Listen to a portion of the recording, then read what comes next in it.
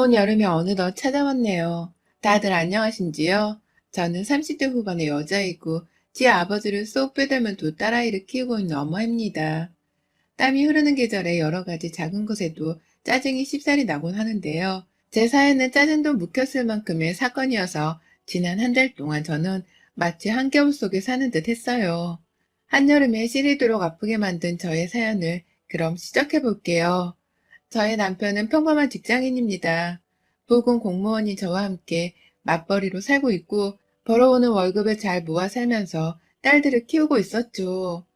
우리 부부한테 하나 특별한 것이 있었다면 바로 제가 남편보다 한 살 연상이라는 것이었는데요. 지금이야 세상 천지에 연상연하 커플이 너무 흔하기 때문에 애 어른들조차 별스럽지 않아 하지만 제가 결혼을 할 적만 하더라도 저희 친정 부모님이나 시부모님께서 너무나 고지식 하셨답니다. 남자는 오빠여서 여자를 잘 돌봐줘야 하고 여자는 내내하며 고분거릴 수 있는 동생이어야 한다는 것을 머릿속에 꽉 박고 사시는 분들이셨죠. 그로 인해서 친정 부모님께서도 이 결혼을 해야 하냐며 고민을 많이 하셨고 저희 시부모님께서는 급기야 점집까지 가서 이 결혼을 해도 되냐며 허락을 받아내셨답니다. 뭐 점집에서 무당히 결혼해도 잘 먹고 잘 살 거라는 말을 해줘서 저희 부부가 지금 결혼해서 애 낳고 잘 살고 있는 거겠죠. 하지만 그 당시만 해도 이렇게까지 결혼을 해야 하나 싶어서 머릿속도 하얘지고 불쾌함은 정말 하늘을 찔렀었죠.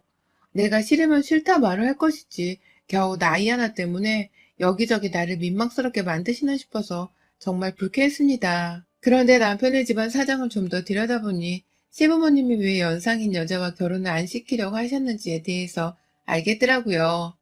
이해를 하는 건 아니었지만 그 마음을 아주 조금은 알아챌 수 있었어요. 바로 남편의 형제들 때문이었습니다. 결혼 전부터 알고는 있었다만 시집으로 와보니 남편에게는 누나가 셋, 그리고 형이 하나 있었습니다. 저희 남편이 이 집안의 막내 아들이었던 것이었죠. 남편의 성격이 상당히 온순하고 또 화를 잘 내지 않는 편이었어요. 저를 잘 챙겨주고 애정 표현을 많이 하던 모습이 배우자로서 마음에 들어 결혼을 하겠다고 마음먹었습니다. 결혼을 하고 시댁 식구들을 몇 번 마주하다 보니 왜 우리 남편이 일이 순둥일 수밖에 없었는지를 알겠더라고요. 시누이들과 아주버님의 성격이 정말 하늘을 찌를 듯 세셨던 겁니다. 무슨 말 한마디를 하더라도 목소리의 데시벨이 확 높아져서는 옆에서 누가 스피커를 켜놓은 듯이 짜렁짜렁 울려 퍼졌어요. 정작 그 자식들을 낳은 시부모님조차도 자기 자식들이 말을 주고받을 때는 감히 껴들 생각을 하지 못하시더라고요. 저마다 자기 주장을 펼쳐대느라 바쁜 토론 속에서 더 큰 목소리를 내면서 끼고 들어갈 용기가 없으셨던 겁니다. 그리고 막내 아들이었던 우리 남편도 마찬가지였어요. 형 누나들이 치이고 살았다 보니 성격이 온순할 수밖에 없었고 그나마 막내이고 말을 잘 듣는다면서 애정 표현을 많이 해주던 시어머니 덕분에 남편도 사랑을 많이 받고 자란 이후로 저에게 애정 표현을 많이 해주는 것이었습니다. 그런 남편을 보면서 결혼을 하고 나서까지도 또 연상인 사람이랑 살면서 동생 취급을 받아야 하냐며 저희 시부모님이 저를 반대하셨던 것이고요. 조금은 알겠는 시부모님의 걱정이 이해는 되더라고요. 그렇다고 시부모님의 눈치를 막 보면서 남편 옆에서 머리를 조아리며 살 생각은 추호도 없었습니다. 그저 우리 부부가 잘 사는 모습을 보여줘야겠다고 생각을 했고요. 시누이들이나 아주버님들도 다들 목소리가 크고 성격이 좀 드실 뿐 막내 동생의 와이프인 저를 막내 여동생 보도 귀여워해 주셨기 때문에 처음 결혼을 하고 나서는 딱히 시댁 문제로 얼굴을 붉힐 일이 없었습니다. 다들 저희 부부보다 오래전 결혼하셨고 자식들도 다 낳아둔 상태였기 때문에 솔직히 서로가 바쁘다는 이유로 얼굴 보고 살 일이 별로 없었어요. 명절이 되더라도 형님들은 저마다의 시댁에서 차례를 지내다가 저희 시댁으로는 나중에 오셨기 때문에 저랑은 마주칠 일이 없었고 저는 오히려 아주버님네랑 자주 보면서 더 친하게 지내왔던 것 같습니다. 형님이 저랑 딱 한 살 차이신데 제가 첫 아이를 임신했을 때에 형님께서 둘째 아이를 임신 중이어서 공통점이 많은 이유로 함께 잘 붙어 다녔어요. 그건 지금까지도 마찬가지고요. 그런데 결혼 생활을 좀 하다 보니 시누이들이나 형님이 아닌 시어머니께서 그렇게 제 속을 썩이시더라고요. 그리 연락을 자주 하면서 얼굴 보고 사는 사이는 아니었기 때문에 큰 마찰이 일어나진 않았지만 명절일 때나 어쩌다 밖에서 다 같이 외식을 하자며 만났던 때에는 그렇게 제 앞에서 제 남편이 힘들어 보인다는 말을 하곤 하셨습니다. 위로 줄줄이 형제들이 있어서 늘 구박받고 사는 애나 다름이 없었는데 어째 결혼하고서도 그 팔자를 못 고치는 건지 얘 얼굴이 바짝 말랐네 말랐어. 라며 쯧쯧대며 남편의 얼굴을 막 만져보며 안쓰러워하는 거예요. 그게 사실이 아니니까 남편은 당연히 엄마 그런 거 아니야. 이 사람이 얼마나 밥도 잘 챙겨주고 집안일도 많이 해주는데 라며 시어머니께 부정을 하곤 했죠. 하지만 저로서는 빈정이 좀 상하더라고요. 나도 돈 벌어오고 있는 직장인인데 나만 남편을 챙겨줘야 하는 건가 싶고 남편은 또 그런 시어머니한테 내가 모든 살림을 다 책임지고 있다는 말을 했어야 하나 싶어서 말입니다. 여러 번 시어머니는 제 앞에서 대놓고 남편을 잘 챙겨주냐 물어보셨고 눈치 주는 행동은 절대 하지 말라며 자기 아들 기분만 걱정하셨어요. 매번 똑같은 잔소리를 당연스레 듣다가 저도 한 번은 너무 기분이 나쁘다는 이유에 말대꾸를 했었습니다. 어머님, 제가 살림은 다 하지 않고요. 어머님 아들이 집안일을 많이 도와줘서 오히려 제가 너무 편해요. 남편을 잘 만나서 제가 호강을 하네요. 저도 일하는데 남편이 그 정도 배려는 해줘야 하는 거잖아요. 남편은 그런 점에서 생각이 있더라고요. 어머님이 아들을 참 잘 키우셨어요. 라고 말이죠. 그 말에 벙쪄서 입을 다무지 못하고 남편과 저를 오락가락 쳐다보던 시어머니의 표정은 아직도 생각할 때마다 통쾌해 죽을 맛이었죠. 제가 그렇게 말을 하니 시어머니도 약간은 주춤하셨는지 제게 따로 지 아들을 챙기란 잔소리는 덜하기 시작하셨고요. 하지만 그로 인해 살짝 부작용이 생겨났습니다. 차라리 저를 무시하고 없는 듯이 행동하면서 자기 손으로 자기 아들을 챙기는 게 낫다고 생각을 하셨던 것 같아요. 언젠가부터 저희 애들을 봐도 아는 척을 하지 않으시고는 저희 남편만 왔니? 아휴 돈 버느라 수고한다 니가. 딸린 식구가 몇이야 글쎄. 라면서 활짝 반겨주셨고요. 저를 아예 투명인간 취급을 하려는 듯이 다루시더라고요. 애들이야 뭐 형님네 애들이랑 같이 노느라 바빴기 때문에 할머니 할아버지를 많이 신경 쓰진 않았지만 저는 달랐습니다. 바로 시어머니 옆에서 일을 거들어야 하는데 시어머니가 저를 없는 사람 취급을 하니 괜히 따돌림만 당하는 더러운 기분까지 들어버렸어요. 시어머니의 지독한 막내 아들 편애와 사랑으로 인해 저희 아주버님이나 형님도 그리 좋아라만 하지 않았습니다. 아주버님은 대신 막내 아들만 우쭈쭈 한다면서 섭섭해하는 듯한 표정이었고 옆에서 형님도 제게 꼭 오셔서 말씀하셨죠. 어머님은 그냥 도련님이랑 같이 사시는 게 맞는 것 같아. 안 그럼 상사병 걸려 평소에 어찌 사시나 몰라. 라고 말이죠. 형님의 말씀이 너무 공감이 가더라. 저도 모르게 욱하며 비웃음이 흘러나왔고 그러면 남편은 제 표정의 변화를 살펴보며 늘 어머님과의 사이에서 눈치를 살폈어요. 고부관계가 껄끄럽고 별로다 보니 남편은 늘 제 눈치를 보곤 했습니다. 저를 많이 좋아하는 사람이었고 저에게 애정 표현도 자주 하면서 애착 관계가 분명히 있는 부부였는데 꼭 시어머니 앞에선 별 수 없다는 식으로 시어머니 옆에 붙어 있더라고요. 그러니 저도 얘가 둘이 내 아빠가 맞는 거냐면서 시댁에서 어째 얘 한번 챙길 생각을 안 하고 엄마 옆에 꼭 붙어 있냐며 싸우기도 했었고요. 급기야 사소했던 투정의 말싸움으로 번져서는 극으로 치달았을 때에 나 혼자 애 키우며 시어머니 생각 안 하고 혼자 살고 싶다며 이혼하자는 말도 먼저 꺼내봤었습니다. 그제서야 남편도 아차 싶었는지 먼저 사과를 했던 바람에 저희 싸움이 일단락되긴 했었지만 늘 찝찝했었어요. 그러다가 코로나가 저희 부부를 살렸습니다. 코로나가 터지고 나서 제가 시어머니를 아이들 핑계로 안 만나려고 하다 보니 시댁에 갈 일이 없었거든요. 시댁과 거리를 두고 사니 자연스럽게 시어머니 때문에 시댁 일로 스트레스를 받을 일이 없었고 그러다 보니 남편이랑 기분 나빠하거나 얼굴을 붉힐 일도 잘 없었습니다. 그런데 의외로 시어머니도 저희를 부르지 않으시더라고요. 허구한 나 막내 아들 걱정된다며 아들 휴대폰으로만 쏙 전화를 해서는 찾으시더니만 통 부를 생각을 하지 않으셨어요. 그러더니 올 6월 남편이 이상해지기 시작했습니다. 안 하던 짓을 하기 시작하더라고요.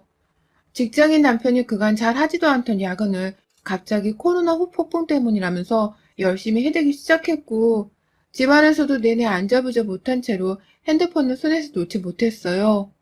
왜 그렇게 불안해하냐며 혹시 회사에서 잘릴 대기 명단에 오르기라도 했냐면서 걱정이 되는 마음에 남편은 달래보고 어루만져 주려고도 해봤지만 소용없었습니다.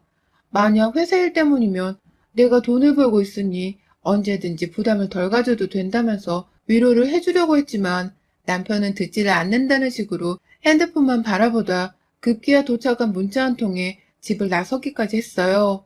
불안하고 겁이 나더라고요. 남편의 핸드폰으로 도착한 문자 소리에 저조차 긴장이 되었고 딸들과 마누라를 뒤도 돌아보지 않은 채 모른 척 집을 나서는 남편의 그 뒷모습을 본 순간 여자의 직감이랄까요? 남편이 바람을 피운다는 것을 알았습니다. 전과는 너무나 다른 집안에서의 행동들이 눈에 띄게 많아졌고 보란듯이 핸드폰을 보다가 연락 하나에 집을 나서는 남편에게서 가정에 더 이상 미련이 없음을 알 수 있었죠. 나에게 애정 표현을 하고 사랑을 주던 내 남편이 하다 이제는 바람이라니. 정말 하늘이 무너지는 게 이런 거구나 싶더라고요. 속썩이던 시어머니로부터 잠시 해방이 되고 나니 예상치도 못한 남편이 뒤통수를 때린 상황이었습니다. 모든 걸 각오하겠다는 마음가짐으로 언젠가 남편이 자신의 바람을 털어놓길 기다렸어요.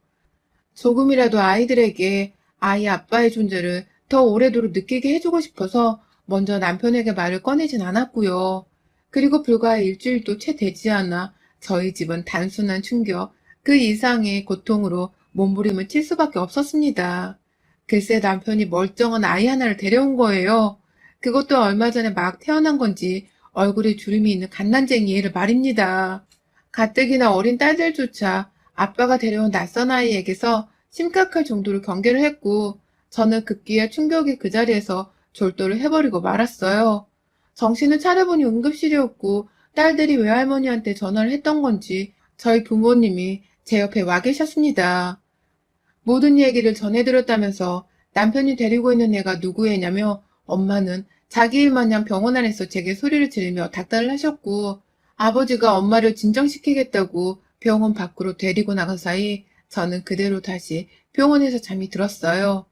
너무 충격을 받은 바람에 당장 내 딸들이 어디서 뭘 하고 있는지조차 신경을 쓸 여유가 없었죠. 퇴원을 하고 집으로 가니 남편은 출근도 하지 않은 채 저를 기다리고 있었습니다. 낯선 그 아이는 제 안방에 들어와 침대 위에 곤히 잠을 자고 있었고요. 언제 또 사들인 건지 벌써 애기용품이랑 침대에서 떨어지지 말라며 애기용 침대베개도 하나 놓여져 있더라고요. 감히 내 집안에 내가 낳지도 않은 애 새끼를 데려와 놓고선 온갖 아기용품까지 사들이다니. 도무지 상식적이지 않은 이 상황에 저뿐만 아니라 저희 가족들까지 날뛰기 시작했습니다. 회사까지 휴직 내고 저희 부모님과 함께 집으로 와준 언니는 남편에게 뺨따구로 날리기 시작했고 저희 부모님은 말리기는커녕 함께 싸우겠다며 주먹부터 들이미셨어요. 애가 깨서 우는 바람에 졸지에 제가 아이를 달래야 했고 그 꼴이 기가 막히다며 엄마가 뒷목을 잡고 주저앉으시면서 싸움은 잠시 종료되었습니다. 잠깐 동안 상황이 진정되자 남편은 저희 가족들 앞에서 무릎을 꿇고 말하더라고요. 제 불찰입니다. 정말 딱 한 번만 눈 감아주시고 아이를 키우게 해주세요. 당신도 제발. 나 당신이랑 절대 못 헤어져. 내가 우리 애들 두고 어딜 가. 애들이랑 당신이 무조건 우선인데 이 애를 그냥 버릴 수는 없잖아. 나도 정말 피치 못할 사정이 있었어. 라면서 애원을 하고 침을 질질 흘려가면서까지 오느라 허우적대는 남편의 말에 정말 말문이 턱 막혀버렸습니다. 어떻게 내 남편이 혼외 자식을 집에 데려올 수 있었을까 싶어서 믿을 수가 없었죠. 저 순둥이 같던 인간도 결국 성욕 앞에서는 이성이고 가정이고 신경도 쓰지를 않는구나 싶어서 남편을 향한 실망감도 이루 말할 수가 없었고요. 그렇게 졸지에 갓난아이와의 동거가 시작되었어요. 당연히 저나 저희 친정부모님 어느 누구도 아이를 돌봐줄 생각이 없었고 그러자 남편은 졸지에 자기 형과 누나들한테 부탁을 했나 보더라고요. 온 시댁 식구들은 뒤늦게야 제 남편 혼외자식 문제로 난리가 나버렸고 졸지에 어쩔 수가 없다면서 집에서 주부로 계시던 둘째 형님께서 저희 집으로 애를 봐주러 오는 상황이 벌어졌어요. 그마저도 형님이 본인 아이들 수험생활 문제로 오래 봐주지를 못하셨고, 그 바람에 결국 시어머니께서 저희 집에 오게 되었습니다. 깔끄러운 시어머니를 보는 것만으로도 괴로운데 남편의 혼외자식까지 들려있으니 정말 첩첩산중이었어요. 집안꼴 잘 돌아간다며 저는 아예 살림에 손을 놓았고 아이들 문제 말고는 남편과는 일절 말도 섞지 않았죠. 제 아들이 저지른 문제가 부끄럽긴 했던지 시어머니 또한 제게 전처럼 무시를 하는 등의 행동은 보이지 않으셨고요. 이대로 살아야 하는지에 대해 진지하게 고민을 했지만 이혼만큼 하지 않으려 했습니다. 어딘가 숨어있을 남편의 상간녀가 그걸 기다리고 있을지도 모른다 생각했거든요. 아이까지 무작정 제 집안으로 들인 걸 보면 분명 밖에서 저희 부부가 이혼을 했어는 본인이 안방을 차지하게 기다리고 있을 거라 확신했어요. 그래서 울며 겨자 먹기로 쇼윈도 부부를 유지한 채 힘겹게 살아가고 있었는데 불현듯 제가 시어머니의 이상한 점들을 발견했습니다. 코로나 시국 동안 한 번도 뵙지를 못했던 저희 시어머니의 모습이 굉장히 살쪄 보이더라고요. 마치 출산을 막 한 사람이 붓기가 올라와 있는 듯한 것처럼 말이죠. 게다가 지 아들의 혼외자식인데 뭐가 그리 끔찍이도 이쁜 건지 얘를 아주 그냥 보물단지 마냥 돌보더라고요. 정작 아이의 아빠라는 남편은 퇴근하고 와도 시어머니가 이를 보도록 내버려 두기만 했고 얼굴을 아예 거들떠도 보지 않는 일이 빈번했습니다. 급기야 하루는 아이가 고1로 너무 아파서 응급실을 가야 했는데 오히려 남편은 그 나이 애들은 다 그렇게 커. 병원 가면 되니까 옷부터 입어 엄마. 라면서 차분한 편이었고 아이를 들쳐업고 있던 시어머니는 빨리 안 서두르냐? 라면서 닥달을 하고 흥분한 상태였어요. 새벽 내내 아이를 껴안고 있었는지 애가 열이 나는 것까지 그 새벽에 바로 알아채셨더라고요. 그렇다 보니 저도 생각이 많아졌습니다. 그럴 리는 없겠지만 설마 시어머니가 남편의 상간녀를 알고 있나 싶기도 하고 그래서 상간녀의 부탁을 받고서는 아이를 저리 끔찍하게 챙기는 건가 싶었죠. 그런데 무엇보다 병원에서 아이의 상태를 걱정하며 눈물을 보이던 시어머니의 태도에 저는 또다시 의심을 하지 않을 수가 없었습니다. 설마 저 아이가 시어머니와 연관이 있는 건 아닌가 하고 말이죠. 그리고 결국 저는 남편이 갓난아기를 저희 집에 데려온 지 한 달이 되던 그날 아이와 남편의 친정검사를 의뢰하게 되었습니다. 그리고 이틀 만에 나온 검사 결과는 충격적이게도 유전자 불일치한다는 소견을 보였어요. 남편이 아이를 집에 데려왔을 때만큼이나 흥분을 해서는 남편의 사지를 찢어놓겠다는 태도로 사실을 말하라며 소리쳤습니다. 친정검사를 의뢰한 것을 알고 있던 저희 친정엄마까지 찾아오셔서는 어찌된 일이냐며 집안을 아주 박살을 내셨고요. 아이를 데리고 산책하겠다며 집 밖 개천을 걷다 들어오신 시어머니는 난장판이 된 집구석에 겁이 덜컥 났는지 도로 나가려다가 저희 엄마 손에 집 안으로 이끌려 들어오셨어요. 졸지에 모자가 그리고 그 갓난아이까지 세 명이서 제 앞에 허리를 숙였고 이내 남편이 아닌 시어머니의 입 밖에서 먼저 나온 말은 정말 믿기 힘들었습니다. 미안하다. 이 아이는 사실 내 아이야. 네 남편이 날 도와주려고 했다가 졸지에 혼의 자식을 끌고 온 파렴치한 쓰레기가 되어버렸구나. 이게 다 내 탓이다. 애미가 부족한 탓이야. 라면서 흐느낀 채로 제가 아닌 남편에게 사과의 말을 건네시더라고요. 그러니까 이제 보니 이 아이는 남편의 혼외자식이 아니라 나이 든 우리 시어머니의 혼외자식이었던 것입니다. 시어머니가 코로나 기간 중 바람을 펴서 임신을 하게 되었고 평소 늘상 품이 넓은 치마를 입고 지내던 바람에 임신인 줄도 모르고 있다 중달쯤 되어 임신 사실을 알았다고 하더라고요. 어디다 말할 수가 없어서 결국 친하게 지내던 막내 아들한테만 그 사실을 털어놓았고 졸지에 엄마가 혼외 자식을 가진 채로 출산을 하면 부모님이 이혼을 하고 가정이 파탄날까 걱정이 되었던 남편은 등신처럼 그 아이를 자기 혼외 자식으로 동갑을 시킨 채 온 가족들을 속이려 한 것이었습니다. 자기 아이인 것처럼 바꿔치기해서는 자기 늦둥이 동생을 저희 집으로 데려왔고 그 바람에 남편은 제게 죽어도 이혼은 하지 않을 것이라는 어중간한 말을 뱉어내면서 붙잡아 두고 있었던 것이었어요.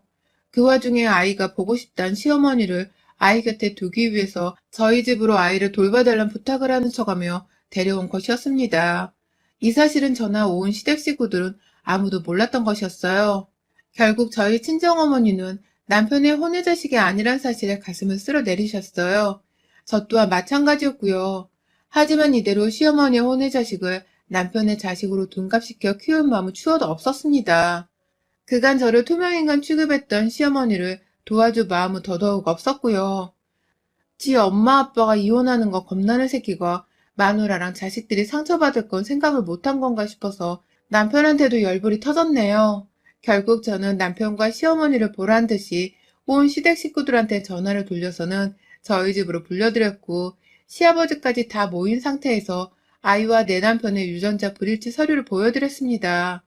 온 가족들이 갓난아이의 출처를 궁금해하기 시작한 순간 옆에서 참고 있던 저희 엄마는 뭐해 이 옆했네야. 나서서 빨리 사과 안 해? 당신 때문에 내 딸은 충격받아 쓰러져 입원까지 했어. 염치가 있으면 네 입으로 바른 대로 이실직고 하고 빨리 다 데리고 꺼져. 라며 다시 한번 시어머니를 들쑤셨고요. 결국 시어머니는 본인의 입으로 시아버지께 실토를 했습니다. 여보, 그러니까 그게 내가 낳았어. 저 애는 내 애야. 라고 말이죠. 졸지에 저와 남편의 가정 문제가 시아버지와 시어머니의 문제로 바뀌었고 온 시댁 식구들이 시어머니를 향한 분노를 들끓다 못해 죄 없는 저희 집에서 물건을 던져가며 시어머니께 폭언을 던지기 시작했어요. 평소 목소리가 컸던 저희 형님들과 아주버님은 전쟁터를 방불케 하는 목소리 폭탄을 투하하며 시어머니를 입독방긋 못하게 닥달하셨고 그제서야 제가 나서서는 온 시댁 식구들을 꼴도 보기 싫다며 내쫓았습니다. 내 집에서 당장 다 꺼지세요. 콩가루만도 못한 집구석 같으니라고. 도대체 나랑 내 딸들은 무슨 죄입니까? 당신들 엄마 데리고 당장 나가요. 애 새끼도 데리고 나가. 이제 내 집구석에서 네 자식 뒤치다꺼리게 할 생각은 꿈도 꾸지 마. 라며 애를 안고 있던 시어머니를 등 떠밀듯 내쫓았어요. 그 바람에 시어머니께 할 욕이 더 남아있던 시댁 식구들은 자연스레 우르르 시어머니를 따라 집을 나갔고요. 그날 후 저희 시어머니는 시아버지께 이혼소송을 당하셨습니다. 그 나이에 재산분할 소송에 위자료 소송까지 당해서는 그야말로 빈털터리가 되어선 아이랑 단둘이 맨몸으로 쫓겨나셨죠. 남편은 내내 자기 엄마의 치부를 끝까지 숨기지 못했다며 자책을 하다가도 남의 자식을 내 손으로 키우게 만들려 했냐면서 제가 이혼을 들먹이며 시부모님 따라 이혼을 하려고 하니 그제서야 시어머니 문제에 대해서는 입을 꾹 다물더라고요. 결국 시부모님이 이혼을 하시고 다른 형제들까지 모조리 다 시어머니를 욕보이니 남편 본인도 점점 시어머니의 아이 문제에는 뒷짐을 지기 시작했고요. 최근에 들어보니 형제들끼리 어쩔 수 없다면서 돈 20만 원씩을 모아다가 다달이 시어머니께 용돈으로 드리기 시작했다고 하더군요. 시어머니는 그 돈에 정부에서 나오는 지원금까지 더해서는 혼자 독립해 애를 키우며 살고 계시고요. 간간히 시어머니 아이를 보기 위해서 시어머니 사시는 자취방으로 찾아가는 남편의 뒤를 쫓아가 본 적도 있었습니다. 차마 본인이 이제 더 이상 도울 건 돈 말고는 없다고 생각을 한 건지 남편은 늘상 시어머니를 찾아갈 때마다 아이 선물을 사가거나 먹을 것을 사며 돈을 써서는 찾아가더라고요. 그 꼴을 보니 저도 다시금 화가 나기 시작했습니다. 그래서 전 혹여나 남편이 그 늦둥이 동생이 대학을 갈 때 대학 입학금에 등록금까지 보태준다고 나설까봐 남편과 이혼하지 않는 대신에 모든 우리 부부의 재산 명의를 제 앞으로 돌리는 데 합의를 했습니다.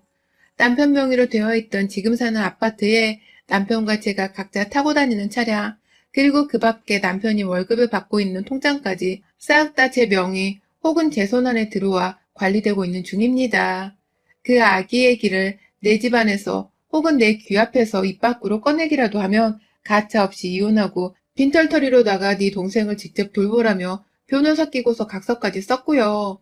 아슬아슬한 줄타기를 유지 중인 저희 부부지만 그래도 당장 내 집안에서 남편의 혼외자식인 줄 알았던 아기가 사라져 얼마나 가슴을 쓸어내리며 사는 중인지 모릅니다. 남편 자식이 아니라 천만 다행이지만 혹여나 내 남편에게 잘 키워주라고 도움의 손길을 뻗지는 않을까 싶은 마음에 정말 눈에 불을 켜고 남편의 카드 내역을 살펴보며 지내고 있어요. 이게 사는 건가 싶고 이렇게 계속 살아도 되나 싶지만 이제 모든 재산 명의는 제 것이니까 미래에 대한 큰 불안감은 없습니다. 오히려 남편이 뭐라도 한 건 저지르는 순간 확 이 자식이랑 이혼해버리고서 나 혼자 씩씩하게 아이들을 키워내는 상상을 해보며 사는 중이네요. 사실 그렇게 되길 바라는 마음이 살짝 더 크기도 합니다. 여러분의 생각은 댓글로 남겨주세요. 오늘도 시청해주셔서 정말 감사합니다.